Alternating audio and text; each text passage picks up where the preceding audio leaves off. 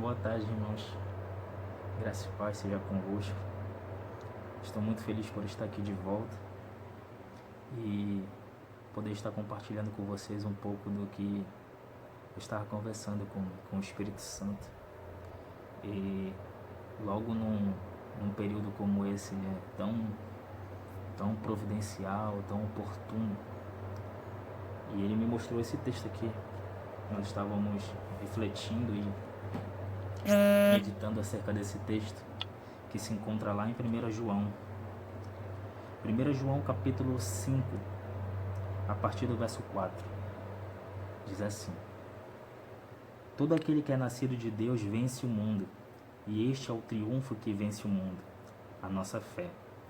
Quem é que pode vencer o mundo? Somente a pessoa que crê que Jesus é o Filho de Deus.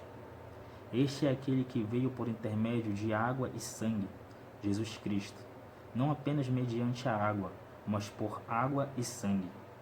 E o Espírito é quem dá testemunho, porquanto o Espírito é a verdade. Assim, há três que proclamam testemunho: o Espírito, a água e o sangue, e há plena concordância entre os três. Nós aceitamos o testemunho dos homens, contudo o testemunho de Deus tem maior valor, porquanto é a palavra de Deus, que ele próprio afiança acerca do seu Filho. Ora, quem crê no Filho de Deus tem em si mesmo esse testemunho. Todavia, todo aquele que não deposita fé em Deus o faz mentiroso, porquanto não crê no testemunho que Deus proclama acerca do seu Filho. E o testemunho é este, que Deus nos concedeu a vida eterna, e essa vida está em seu Filho. Quem tem um Filho tem a vida. Quem não tem o Filho de Deus não tem a vida. Amém? Nossa, que texto incrível, esclarecedor. E uma das coisas que mais me chama a atenção nesse texto é quando é que ele fala que o mesmo testemunho que foi concedido a Jesus através da água, do Espírito e do sangue é o mesmo testemunho que hoje é concedido a cada um de nós. Porque o testemunho de Deus, ele tem maior importância do que o testemunho dos homens. E o que testifica a favor de nós aqui na terra é o Espírito, a água e o sangue. As mesmas coisas que testificam a respeito de Jesus testificam hoje a nosso favor. Ah, Vitor, mas por que o Espírito? A Bíblia diz que o Espírito Santo, que é o nosso allos parakletos em grego, aquele que está sempre ao nosso lado, em todos os sentidos, em todas as circunstâncias, incondicionalmente, ele testifica com o nosso espírito que nós somos filhos. Ou seja, a primeira realidade que a Páscoa veio nos trazer, que a cruz de Cristo veio nos trazer, que a obra consumada de Deus, de Jesus Cristo, veio nos conceder, nos trazer essa realidade, veio nos reposicionar nessa realidade, é que nós somos filhos. A Bíblia diz que Jesus veio para os seus, os judeus, mas eles não o receberam. Mas todos quantos o receberam, eles deu o poder de serem chamados filhos de Deus. Então, o primeiro ponto positivo dos máximos que a Páscoa pode nos trazer é o testemunho através do Espírito, que nós continuamos sendo filhos de Deus. Aquele que os recebe, aqueles que creem nele, continuam sendo filhos de Deus, mesmo pelos que fazem, ou mesmo pelo que a gente faz ou deixa de fazer, nós continuamos sendo filhos, porque o Espírito testifica, e o testemunho de Deus é superior ao nosso testemunho. E nós acreditamos nos testemunhos dos homens, como diz o texto. A segunda vantagem, podemos dizer assim, das imensidões de vantagens e privilégios e coisas que nós podemos usufruir através da Páscoa, é o testemunho da água. O que a água simboliza? O que a água nos reposiciona? O que a água nos mostra através da realidade que nós vivemos hoje, aqueles que estão em Cristo Jesus? A água, ela é o símbolo do batismo, da imersão, da morte e da ressurreição. Ou seja, quando nós nos batizamos nas águas, nós morremos com Cristo, ressuscitamos com Ele para uma novidade de vida. A Bíblia fala, olha, eis que todas as coisas se passaram e tudo se fez novo. Ou seja, é uma realidade diferente, é uma natureza diferente. Agora nós não somente vivemos nós não temos mais a natureza caída de Adão. Tudo se fez novo, inclusive a nossa natureza, quando nós morremos com Cristo. Então o testemunho da água é esse, uma nova natureza em Cristo Jesus. Aquilo que Cristo mereceria está concedido, disponibilizado a cada um de nós. E aquilo que nós mereceríamos foi depositado em Cristo, na cruz do Calvário. Esse é o testemunho da água para com cada um de nós hoje em Cristo Jesus. Nós devemos nos apossar disso com confiança, com ousadia, porque o Espírito testifica que nós somos filhos e a água testifica que nós temos uma nova natureza em Cristo Jesus. E a Bíblia diz que por causa dessa nova natureza nós éramos escravos, mas por causa dessa nova natureza Cristo nos libertou. Se o Filho vos libertar, verdadeiramente sereis libertos. Por causa de quê? Por causa da nova natureza que nos foi concedida. E por último, mas não menos importante, é o testemunho do sangue. Talvez o testemunho do sangue seja o que mais a gente conhece, mas o que pode trazer um pouco de confusão para as pessoas, para algumas pessoas. E o testemunho do sangue é o sangue que foi derramado. E a Bíblia diz que o sangue foi derramado, que Jesus foi levantado no madeiro, para que seu sangue foi derramado. E não há remissão de pecados sem derramamento de sangue. Ou seja, Jesus morreu. O testemunho do sangue de Cristo mostra que nós fomos perdoados. Nosso pecado passado, presente e futuro. Lembra que eu disse que tudo se fez novo? E é por isso que lá em Hebreus 10 diz que através de um único sacrifício Ele nos aperfeiçoou de uma vez por todas, todos os que estão sendo santificados. Nós já fomos aperfeiçoados. E quando nós sabemos que nós fomos aperfeiçoados, nós vamos nos tornando santos. O problema é que as pessoas querem inverter a ordem.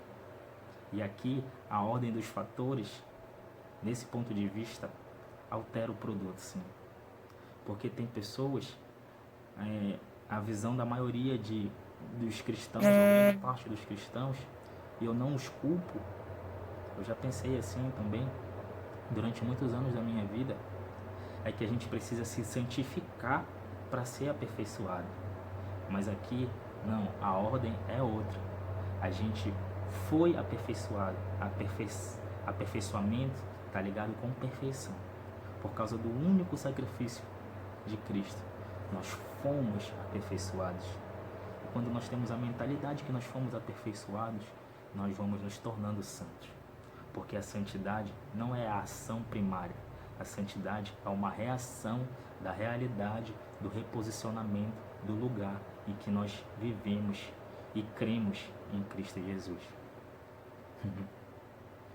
É por isso que lá em Romanos capítulo 5 diz assim mesmo, olha, por causa da desobediência de um só homem, o primeiro Adão, o pecado entrou no mundo e com ele a morte.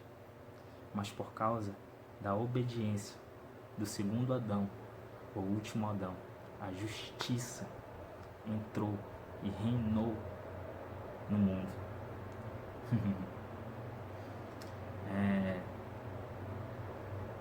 O problema, amados, é que muitos de nós queremos colocar o que Adão fez maior do que Jesus fez. E isso é muito complicado, porque a gente entende a realidade que Adão nos proporcionou. Ninguém pediu para nascer pecador, mas o rei Davi fala que todos nós, no ventre da nossa mãe, nós já fomos concebidos no pecado. Por quê? Porque nós recebemos uma herança do primeiro Adão, do cabeça da humanidade, que era o nosso representante na época. Então nós já nascemos com a natureza pecaminosa. Mas você lembra que nós recebemos o testemunho de quem? Do Espírito e da água. E a água fala que agora nós temos uma nova natureza em Cristo Jesus. Então nós sabemos que a natureza de Adão era que todos pecavam. E por mais coisas boas que a gente fazia, por mais que a gente jejuasse, por mais que a gente orasse, por mais que a gente fizesse boas obras, isso não mudava a nossa natureza. A gente poderia até se santificar, mas a nossa natureza continuava sendo a natureza caída. O problema é que, como diz o texto de Romanos capítulo 5, e veio o segundo Adão, e com ele a obediência, e através da obediência dele, a justiça entrou no mundo. E nós podemos receber o que é o testemunho do Espírito, da água e do sangue novamente, e sermos declarados justos diante de Deus. Aí vem o segundo Adão e nos concede uma nova natureza, a natureza de justo diante de Deus. E ao contrário do que aconteceu em Adão, quando o que a gente faz não pode mudar a nossa natureza, a gente acha que o que a gente faz na nossa nova realidade, no nosso reposicionamento em Cristo Jesus, a gente pode mudar. Aquilo que não foi com o nosso esforço que a gente conseguiu, mas foi por uma dádiva que nos foi concedido. Porque lá em Romanos 8 diz assim mesmo: aquele que não poupou o seu próprio filho, antes vos entregou, como não nos dará juntamente com ele todas as demais coisas, de graça? Ou seja, é um presente, é uma dádiva. Tanto que a Bíblia diz que Jesus é o esplendor da glória de Deus. A Bíblia diz que Jesus, lá em Apocalipse capítulo 1, diz que os seus cabelos são alvos como a neve. Os seus olhos são como chamas de fogo. A sua voz são como voz de muitas águas. Os seus pés são como os metais polidos. E a sua face resplandece mais que o sol ao meio-dia. É esse Jesus que lá em João capítulo 1 diz que no princípio era o Verbo, e o Verbo estava com Deus, e o Verbo era Deus. Tudo foi feito por meio dele, e sem ele nada do que foi feito se fez. É esse Jesus que lá em Filipenses diz que para nós termos os mesmos pensamentos que teve Cristo Jesus, que mesmo sendo Deus, não usurpou ser igual a Deus, ou seja, não importou para ele ser igual a Deus, algo que devia pegar-se. Antes, tomando forma de servo, se humilhou e foi até a cruz, e teve uma morte de cruz para a remissão dos nossos pecados. Foi ele que trouxe a justiça de novo para nós e nos introduziu dentro dessa justiça. A Bíblia diz que nós somos o corpo de Cristo, não pode separar corpo e cabeça. A Bíblia diz que nós somos a noiva do Cordeiro, e quando a pessoa se torna noiva do Cordeiro e é dada em casamento àquela pessoa e se casa com aquela pessoa, se torna uma só carne. A Bíblia diz que nós somos um com Cristo. A Bíblia diz que nós somos os ramos que foram enxertados na videira que é Cristo, na videira verdadeira que é Cristo. Então nós temos essa natureza, essa nova natureza, através dos testemunhos aqui na terra que nos é concedido, que é através do Espírito, da água e do sangue. Então, se assim como na realidade de Adão, o que a gente fazia não podia mudar a natureza pecaminosa que a gente tinha, quando Jesus nos concede a sua nova natureza, o que a gente faz ou deixa de fazer não pode mudar a nossa natureza. Porque se assim a gente pensar, a gente faz as obras de Adão maior do que a obra de Cristo. Não. Não podemos comparar. Porque foi para Cristo que Deus, em 2 ocasiões, abriu os céus e disse: olha, este é o meu Filho amado, em quem eu me comprazo, em quem eu me alegro, em quem me satisfaço. É Ele que vocês devem ouvir. A Bíblia diz: olha, mantenha os seus olhos fixos em Jesus. É em Jesus que a gente tem que manter nossos olhos fixos. O autor e consumador da nossa fé. É Ele, é nele que nós devemos prosseguir para o alvo. É para Ele que nós devemos olhar para o monte, como diz o salmista, de onde virá o nosso socorro. O nosso socorro vem do Senhor, que nos concedeu a sua justiça através da Páscoa. Que nos concedeu não somente o espírito de adoção, mas filhos legítimos de Deus, através dos testemunhos do Espírito, que nos concedeu a justiça de Deus, através da sua nova natureza, que nos foi concedido pelo testemunho da água, e que nos foi concedido pelo testemunho do sangue, o perdão dos nossos pecados. Porque em Romanos 4:5 diz: porque Cristo morreu para a remissão dos nossos pecados, mas ressuscitou para a nossa justificação. É esse o nosso reposicionamento que eu vim trazer um pouco aqui para vocês que estão ouvindo, e que foi o que a gente estava conversando hoje ao longo do dia. É esse o poder da Páscoa.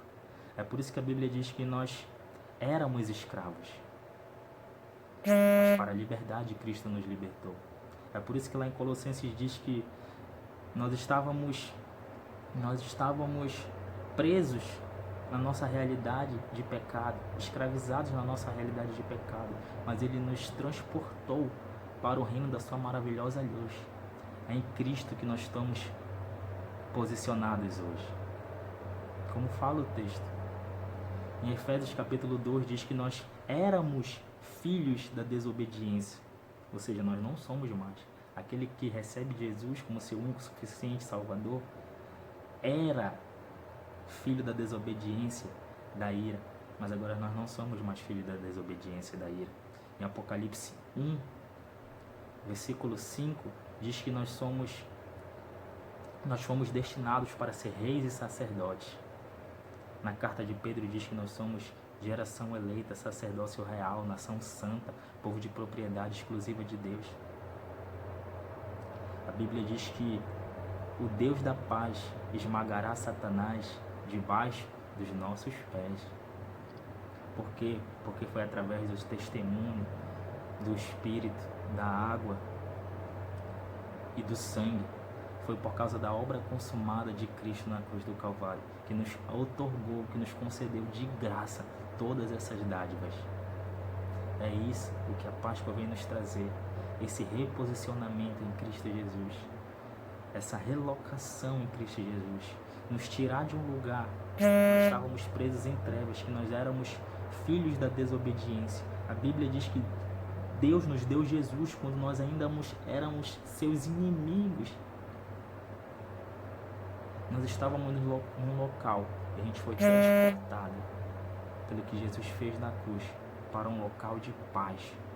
Porque a Bíblia diz que o reino de Deus não é comida nem bebida, mas paz, justiça e alegria no Espírito. Lá em Jeremias 29, que é um dos meus versos preferidos da Bíblia, eu sempre cito elas em todas as minhas reflexões, fala assim mesmo, Jeremias 29, 11.